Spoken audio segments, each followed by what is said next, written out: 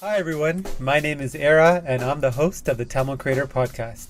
I chat with creators from all over the world to share their stories and discuss hot topics in a way that I hope inspires, educates, and entertains you. Check the mic and make sure it sound right, boys. Hi everyone, this is Era, the host of the Tamil Creator Podcast. As you know, I've been working really hard to deliver great guests and good content to you. I need your help with two things.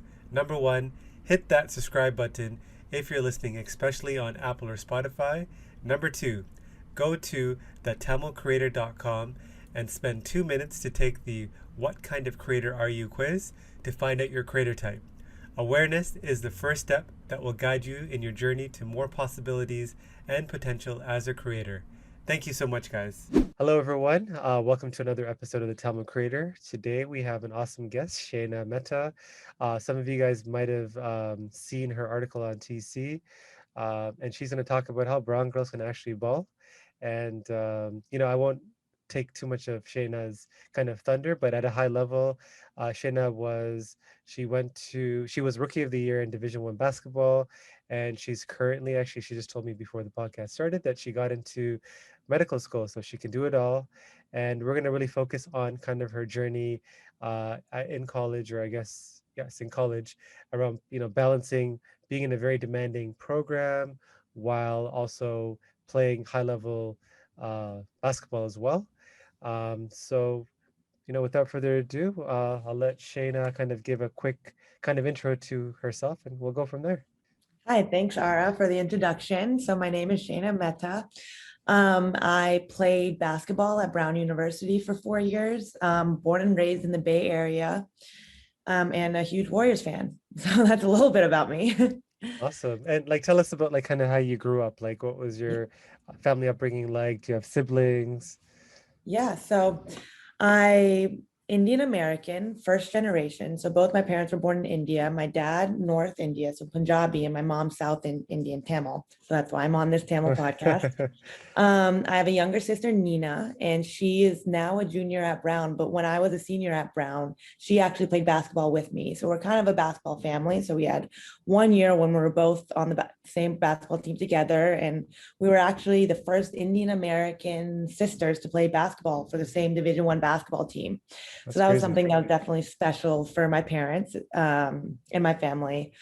And yeah, I grew up in San Francisco, lived there until college, then moved to Providence, Rhode Island. And now I've been back in San Francisco for a couple years working and going to start medical school in July. Wow, amazing. And I know you and your sister have a really well-named Instagram account, Splash Sisters. So tell us Yeah. about that. So and also maybe tell people about the documentary you have coming up, I think. Okay. Later Yeah. this year. So like I mentioned, I'm from San Francisco Bay Area, and I grew up a Warriors fan. And so in middle school, high school, when Steph Curry came to the Warriors, he automatically became my number one favorite player. Just the fact that he's an undersized guard, and he's someone who's really able to create a shot on the basketball court. And I think that's what I try to emulate in my game. And I think that's what kind of made me stand out in my basketball game. So going to Brown University, I decided to wear number 30, like Stephen Curry wears number 30. And then when my sister came, we kind of took Steph Curry and Klay Thompson's nickname, the Splash Brothers, and we took it to Brown to make ourselves the Brown Splash Sisters. So we have a fun little Instagram handle, Brown Splash Sisters, and we just named ourselves that just for fun, just to represent our hometown. And then a documentary. So that's another thing. In my senior season at Brown, I actually was reached out to by a documentary filmmaker, Tanuj Chopra. And he kind of reached out. He's from the Bay Area. He went to Brown University, and he's an Indian American guy who loves basketball, played high school basketball, and kind of was inspired by me and my sister playing basketball together. And him and his younger brother used to play basketball together in Palo Alto out here in the Bay. And so he was just inspired by the story as an Indian woman could go to his alma mater and kind of represent Indian females in the basketball community, and he wanted just to document it. So in my senior season, he ended up following me around. on my away trips, at home, took tours of Brown campus with me, and just was recording my journey in my senior season. And right now I think he's in the editing and cutting up of all the footage, and hopefully there'll be a documentary out soon. And you said you're a Warriors fan since like you were like a really young like a kid. So were you a Baron Davis? Like were you like a fan of like the Warriors when like the Baron Davis like Yeah, actually, really funny story. When I was born at like 7 p.m. on a Tuesday, and my dad, he never played college basketball. I think he like rode the bench in high school. So he wasn't like a player, but he always loved basketball. And he had moved to San Francisco. And when I was born, I think there was a Warriors game going on. And he had come from like watching a Warriors game with like a basketball and came to the delivery That's room with amazing. me. So I like to say like I was a Warriors fan since birth. That's And so, crazy. yes, I was there for all the Baron Davis, for the We Believe, for the Monte Ellis. I used to love Monte Ellis because he was a point guard. But yeah, so I've been Warriors fan since birth. It's so funny because like out of all the NBA teams, I wasn't really you didn't really follow. I mean, at least from like Canada, like we're like all about the Raptors and like certain Oh yeah. teams, but Mhm. we never followed the Warriors until that Baron Davis upset with the eight verse. I think it was Dallas, yeah, the Dallas Mavericks Yeah. Yeah. upset. That was Mhm. crazy.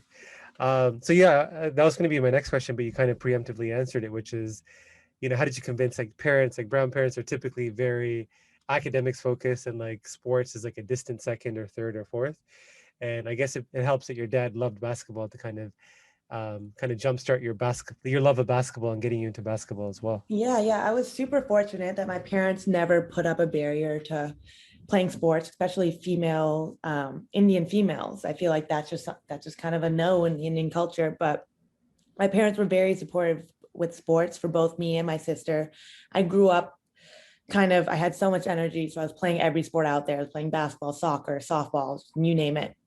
And then I kind of started leaning more towards basketball once I started to be pretty good at it. And then I had my family support of my dad, who was a huge basketball fan. My mom, I don't think she was that much of a basketball fan growing up, but just having me and my sister play and my dad as a fan, she kind of became more and more of a fan. And now she is definitely the biggest basketball fan in our family. Oh So wow. she is a huge basketball fan now. But they've always been super supportive. Obviously, academics are prioritized also. And I think that's how it helped that I went to an Ivy League school and was able to still pursue all my academic dreams. But they were very supportive about basketball and knew how important it was to me. So I've been very fortunate in that sense. And yeah, you were like Ivy League Rookie of the Year in your first year. Mhm. Um, and I think you were the first South Asian woman to win that award, I believe. I I I could believe it. Yeah, I think Yeah. so. And like, Yeah. so how did you like, so you balance like kind of high demanding or high, like a program that demands a lot from you academically with kind of achieving a lot on the court as well. How did you balance that? I mean, Yeah. yeah, Yeah. So I do remember going to Brown University. I'm the oldest child, and my parents, being immigrant parents, they didn't know much about the recruitment process for colleges. We didn't really know much, and we didn't know much about playing Division I basketball. And so going into Brown, I just remember just wanting to step on the court and play basketball. I didn't know that I would be starting. I didn't know that was even possible for a freshman to start. I was just hoping to get some playing time. And I think the fact that I was so like, I wasn't very nervous about it. I just kind of wanted to play my game and show them what I could do. I wasn't hoping to be Ivy League Rookie of the Year in my first season. I just came out there to have fun and just play my game and just show them what I could do. But I had no pressure. And I think that really helped me succeed, definitely early on, because I really didn't put that much pressure on myself in the basketball on the basketball court. yeah. Um, that was early on. And then just balancing both, I think I had good support from my family. So I was able to have them to lean on when I was stressed out. And then just really the time management. I learned as I went along. I mean, freshman year, it was definitely tough to balance high level Division I basketball with my pre-med academic load. But I ended up just learning through my classmates, asking questions to my coaches, just not being so sheltered, but rather just asking people for help. I think Yeah. that's definitely something that really helped me succeed in both academics and athletics at Brown. And, like, I mean, I think I asked you in the TC interview as well, but you got to this point where you hit like this crossroad, sorry, where you had to choose, maybe not have to choose, but maybe the WNBA was a possibility. Yeah. And then obviously like you were doing pre-med, so obviously medical school was kind of there. So how and if like was that a choice that you had to make, or was it like was it like medical school all the way?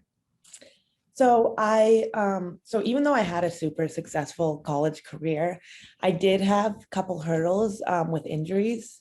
So in my freshman season, I ended up tearing my meniscus in my left knee, and actually getting surgery in during the season. So it was in December, but it was luckily within that little break of Christmas where I was able to get my surgery, only miss 4 games, and then come back and finish out the rest of my season.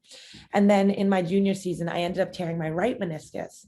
And so I just am getting surgery again. This time the surgery was over the summer, but having 2 knee surgeries in college. And then just when I tore my meniscus, I had a meniscectomy. So you cut out part of the meniscus, and then it leaves, so meniscus helps coat your knee. And then so now I have my cartilage kind of running down, like I'm running through my cartilage. And so I had pretty bad knee pain in college just from the overuse and over running and all that stuff. So I would love to continue. I would have loved to continue to play basketball, but I think in my senior season, I had really bad knee pain, and that kind of made up my mind for me that I don't think I could keep on playing basketball at such a high level, especially like professionally, if I wanted to be able to walk when I was 40 or 45 Yeah. years old.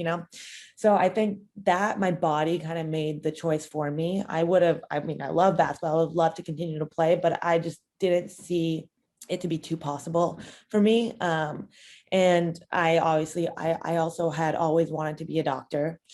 And so I figured I could combine my love for medicine and sports by pursuing my dream of becoming a doctor and maybe going into sports medicine. And so my body kind of made the choice for me. I would have loved to continue to play more, but it was a tough decision. And I think, yeah, it just ended up that way, but I'm happy that I'll be able to continue my other dream.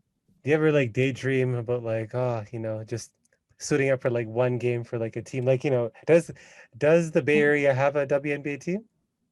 No, they do not. So I Okay. think the Warriors are kind of talking about starting a Okay. WNBA team, Okay. but no, not right now. But this past March Madness, I was watching a lot of these games. I'm like, wow, I miss playing. Like this Mm, looks so much fun. But yeah. okay. And speaking of kind of using your basketball for kind of good, and even though you can't play professionally, you did volunteer, I think, for a summer with Sean over at like Crossover as well. So maybe tell us about that experience and what you got out of that. Yeah, that was an awesome experience. So I went after my sophomore year in college. I actually had met Sean in my freshman year playing at Brown. I played Harvard University, and at Harvard there was a girl, Shilpa Tamala, who's also an Indian American athlete.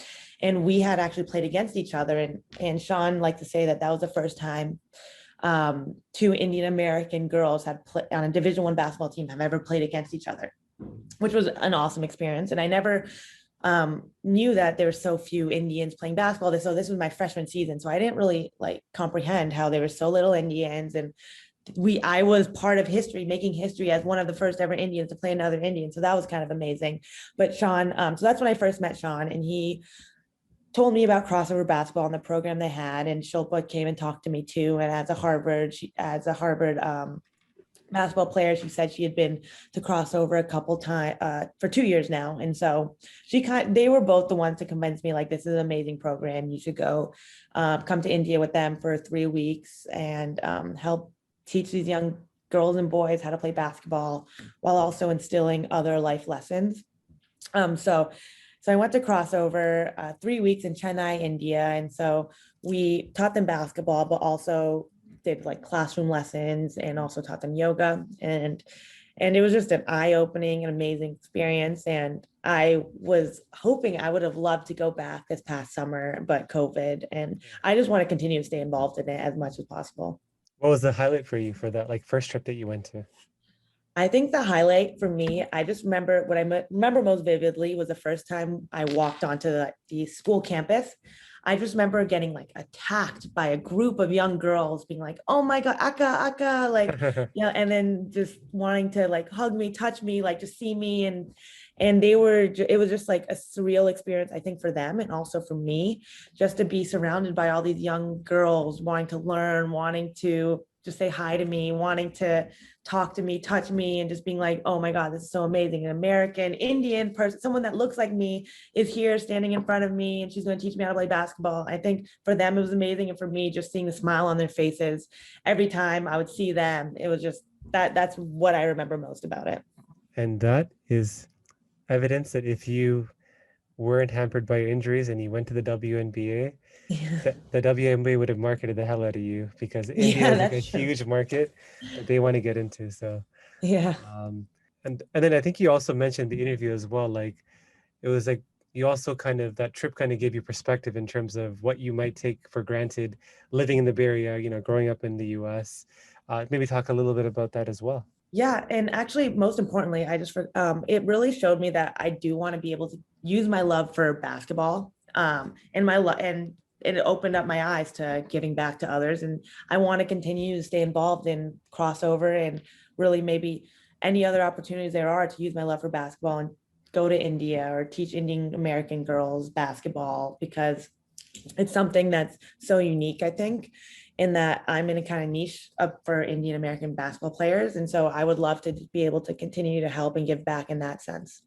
And like, you like there's a lot of talk about obviously I want to keep going back on it because I'm like, it's so cool that you were sounds like, and I saw your footage, you were probably good enough to play in the WNBA, but injuries hampered you. So, like you've chosen the path, you're going to be a doctor now. So where do you see yourself in the next 35 years, kind of taking that basketball experience, moving forward in like your med school to kind of complete that? So yeah, where do you see yourself? So in 3 years, I see myself still in medical school studying, but then maybe in 5 years, um, I'm hoping right now, I know my mind will change 100 times in medical school, but I do really want to stay involved in sports. And so maybe do something with medicine and sports and helping female athletes potentially. So right now I'm working at Stanford as a clinical research coordinator in the Department of Pediatric Orthopedics. And I work with one primary physician where she specializes in female athletes and female athlete sports and mental health and triad risk factors. And so I've gotten a lot of experience working with female athletes, and that's something that I am very passionate about, being one myself. So potentially being able to continue to stay in that field, to be able to just combine my two loves. So what's your dream job? Is your dream job being a doctor in like doing sports In medicine? in orthopedics, I would say. But you like I'm Orthopedic talking about surgery. like your dream job, like it's your absolute dream job. Oh, Not like not like an answer you'd give like, medical school when they're like interviewing you, but like your real like dream okay. job. It's a tough one. I think I would like to work for a sports team. I would Sports like to team. work for like an NBA team or WNBA team, and be a surgeon for them. There's a Indian American, I forgot her name. She's I think a trainer or a physio for the Memphis Grizzlies. I don't know if you've seen that. She's a coach. She's a coach. Oh Sonia my Raman. goodness. Yes. Sonia, Yes. Oh yeah. So yes. she Yeah. actually coached at Yeah. MIT, Yeah. and she was trying to recruit me there. And Oh so I know wow. her pretty well. Yeah. So she's like the assistant coach for the Grizzlies. Yes. Okay. That's I mixed it up. Okay. Yeah. So that's her. So Yeah. you know her as well. That's crazy. Yeah. I did know Yeah. her when I was in the recruiting circuit, and yeah, I knew her pretty well then. Yeah. And so why didn't you go to MIT? Uh, Why Brown over I mean, MIT? I had a great visit with her and she was awesome. But I think I wanted to play Division I basketball. And so So MIT is MIT Division was two. they're Division two? Yeah. Three. Oh, three. Okay. Yeah. Crazy. That's such a small world. Okay. Yeah. Yeah. So what kind of keeps you going? What's like your big why? Oh, that's a good question. I'm someone who I think loves to be challenged. So I love the excitement, the energy, and just not the stress, but just the challenge of everything. And I think that's something that really keeps me going. I'm not someone that likes to sit back and relax too much. I like to be engaged and have activity with whatever I do. So that definitely pushes me forward in whatever I like to do. What keeps me going? And Is like, that a good answer? no, that's a great answer. No, I was going to ask you, as a South Asian woman, like you said, there's not that many of you playing Division One basketball. So, and you said you're also like Steph in the sense that you're undersized at that position. Um, do you like make up like some basketball players, like they make up what in their mind what other people are saying about them as kind of like this almost like a self-imposed chip on their shoulder. Did you do something like that, or did you actually hear people like other players or something kind of basically disparage you on the court? And then I'm just curious as Um, yeah. I mean, trash talk wise, I think there's much, much less trash talk in women's basketball. Oh, really? I Okay. fortunately cannot remember truly being a victim on the court, Hmm. which I'm very happy about. But I know in men's basketball, it happens much more frequently. And some of the comments can be very harsh and very, very vulgar or rude. But for me, playing basketball, I haven't heard too much Hmm. on the court. But I think in my recruitment, I was definitely called too small um, to either me or my parents. Coaches would be like, no, she's too small to play at this level. Like, we can't recruit her. So that was something that I was like, ooh, I had a little bit of a chip on my shoulder because of that. Um, yeah, I think that was definitely it. Just being not really looking like a basketball player and just being too small to play basketball at the division one level. And does your sister have the same? Did she have the same challenge as well? She was lucky to have me, and we look a lot alike. So people Okay. probably got us confused. Oh, I see. Got it. Okay. Yeah. Um, so I mean, we kind of touched on it, but what do you like to do for fun outside of work? So, like, you currently work at Stanford, Yeah. and while you're even at school, like, what did you do for fun? Yeah, outside of work. Uh, I love to travel. So I think that's something that's been just travel and see friends. A lot of friends I haven't been able to see. Um, I like watching movies and TV shows. And just I don't know, just chilling with my friends. Like What's your favorite place that you traveled to? I think so. Spring break after basketball season, my senior year, I traveled with my best friend to Madrid, Hmm. and I absolutely loved it. I love Spain. I love the people there. I love the culture. That's one of my favorite places that I've been pretty recently. Hmm. Let's see where else. I traveled a lot in Europe. Um, and I like how the cultures are very different and everything's pretty close together. Next place I want to go is to more Asian countries. Hmm. I just haven't. I've been to India and China, and that's about it. But I would love to travel more there. What's like a place that you're like, it's like your dream, like not dream place, but like, something that you would like daydream about kind of going to, especially during COVID. Let's see. I want to go to Australia or in New Zealand. Hmm. Yeah. That's one place actually I've been really wanting to go. One of my best friends actually lives there, so Okay. kind of to see her and live her life with her, the nature aspect of everything, and I see all the outdoor activities she does there, and I'm like, wow, that looks amazing. Yeah, New Zealand. The only reason I think of New Zealand is Lord of the Rings and like how beautiful it looks, Lord of the Yeah, Rings. yeah, So, yeah, it's beautiful. what's an insecurity that you have? Um, I think in so I was applying to medical school this past year, and I think that brought out a lot of insecurities. Just not feeling like you maybe weren't good enough to get in, because with the medical school process, there's a lot of rejections that come with your acceptances, and so that was definitely difficult. Just hearing no's when you're applying, and I wasn't maybe the most traditional applicant where I was a basketball player and this and that, and going from someone who was really underrepresented as a basketball player to being an overrepresentative Hmm. person in medical field was That's true. definitely like a weird transition. But that brought out a couple insecurities. Just maybe not feeling like that's where I should be, because there weren't as many athletes who go into medicine as maybe some other fields. So I think that was something. So when you heard that you got in, what was the first thing you did to celebrate? Um, I called my parents. I had to tell my parents first things first. I told my dad, then right after my mom was busy, and then I told my mom. I was actually in the East Coast, North Carolina, visiting my grandparents. Okay, So okay. I wasn't with them, so I called them right away. So it was fun. It was actually good to be with my grandparents, my aunts and uncles, just to tell them, and then That's yeah, awesome. yeah.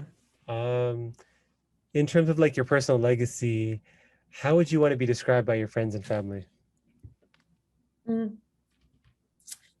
I would want to be described as someone that's kind and caring, someone who's a good friend, um, and someone who's really maybe not by my friends and family, but maybe by others, as someone who is able to make a difference for the Indian community and really break barriers for the Indian community in the basketball court. I would hope that my basketball legacy could be remembered. That'd be cool if you would like Yeah, how they kind of reference like the Jackie Robinson bit in like baseball. You could do that for yeah, Indian that'd be basketball. amazing. But I know there will be many other basketball players after me, but hopefully I could be named as one of the first. Yeah, that'd be awesome. What would you tell your 16-year-old self? A piece of advice if you had to like kind of go back. Um, I would tell my 16-year-old self to really embrace my uniqueness as an Indian American athlete, and also really try to embrace my Indian culture, my Tamil culture, and maybe try to learn the languages, because my dad, I never learned Tamil or Punjabi or Hindi because both my parents were from different parts of India, and so they didn't speak too much together. And so I wish I learned more from my grandparents, both Tamil and Hindi. I would have loved to speak the language. Um, and yeah, just embrace my uniqueness. Those are, I think, the two main things.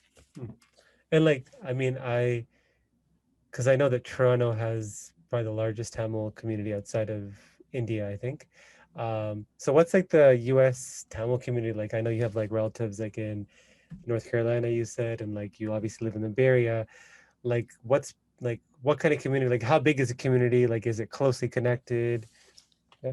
Um, I unfortunately have not been, I don't think I've been very connected to the Tamil community in the Bay Area. Maybe it's because it isn't very connected, or maybe we're just kind of outside of it. Hmm. But my Tamil community has really been my family. Hmm. My grandmother, my mom, my aunts and uncles, and all my cousins. Hmm. They've really been my Tamil community. And other than that, I don't think I know too many Tamil people that are outside of my Yeah. family.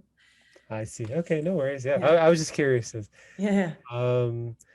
What's like your favorite, like a book that you've read recently or a podcast you've listened to that really made an impact on you? Recently, I actually, the last book I read, because the movie had come out on Netflix, and I was like, I need to read this book, was The White Tiger. Okay, That yeah, was the last that was book a I good read. movie. Yeah, And I loved it. The yeah, book, it really opens your eyes to another part of India where that people don't think about. When people think of India, they think it's beautiful colors, this and that, but it's like, no, there's most of India is all of this stuff. And I think it was great. I mean, I know it's an older book, but it was great to see that people are writing about this side of India that a lot of people don't know about. It was still eye-opening even after visiting all these. When I went to Chennai with Crossover, we went into a lot of these girls' houses and saw how they lived, and that was eye-opening. But just reading this book too was great to just dive deeper into their emotions. And I don't know, I thought it was an awesome book, better than yeah, the movie. yeah. It was interesting because I think in the West we're not used to, I guess most people like having servants, like the servant class, like in India. So it was like really, I mean, I'm aware of it because I guess I just know people that came from India or like Sri Lanka, where it's like very normal, like the Middle East. But I was just kind of like watching the movie. It's like really weird to see that because I can't picture myself having a A servant. But I servant, guess it's normal. yeah, Yeah, it's I know. And normal. speaking to someone in that way, Yeah, but yeah, I get it's just how it is done there. And just, yeah. yeah, Interesting. yeah. What's like a new belief, behavior, or habit that you've recently implemented that's changed or improved your life I would say, let's see, new belief, behavior. or habit? Does this feel like a medical school interview? Um, no, I don't think they would ask this Uh, question, but okay. So I know in the written article I wrote about the Peloton because yes. we recently got one as a family and I've been using that a lot. And after playing basketball for 4 years, after college, I kind of stopped working out a little bit just to give my body a break. And so getting back into the workout mode with the Peloton was kind of great for me because it really, and especially during quarantine, I was able to really just sweat when you're stuck inside the Yeah. house, and it just feels good to just work out. And so that was something that really was good for my mental health and just my quarantine life. And so that was something that was pretty recent that I think improved my life. Great answer. Who is somebody from the global Tamil community that you admire, and who's somebody that isn't, like a non-Tamil person that you admire, and why? Yeah. So I mentioned Mindy Kaling, but I think what she has done for Tamil and just Indian people in the film and TV industry is awesome. The fact that she casts mainly Indians as her leads in her TV shows. I know she has that new TV show, um, and I think her being someone that started off as just a writer and was able just to make her way to directing movies and TV shows is something that's mind-boggling, and it's very cool. And she's using her brain just to get to places in the TV industry where that's something that's known for beauty and looks, but she's very, very smart, and she's able to just make her way up through her brain. And I think that's awesome, and that's something I really look up to. And who's somebody that's a non-Tamil that you admire? Um, is this can it just be anyone like Could be sports? anybody. I know you're gonna say, but I know the first person that comes to my mind, sports wise, would be Steph Curry. yeah, Also because he's a great athlete, but I think also he's a great role model for young girls like me and boys who want to go into sports. Just how he has a great life sports family balance, and how he's always has a positive attitude and has never done anything wrong. And I think that's just something he's a great role model to have. yeah. And I definitely look up to him in that aspect, just besides basketball, just what he does in his family life and service and all of that. I really admire.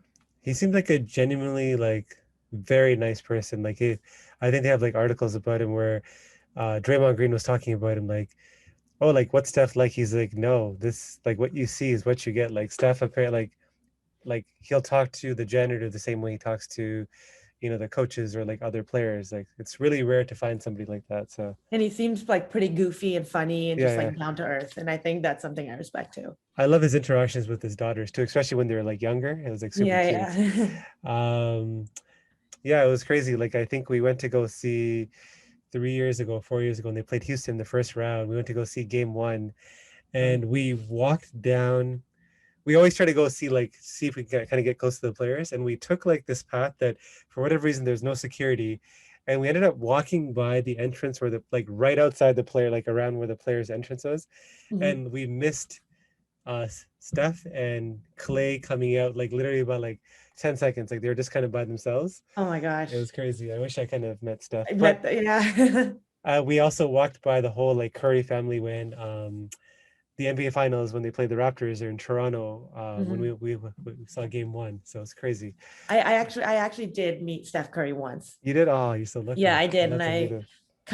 it was kind of like a word vomit where I just tried to tell him about my whole life and how much I admired him, but it just came out too fast. And Yeah. I definitely embarrassed myself, but I met him and he was just sweet and genuine and just nice and cracked a joke. And it was awesome. That's awesome. What's a piece of advice that you would give to your, other fellow aspiring Tamil creators? I would say that in the US, there are like no barriers to what you could do.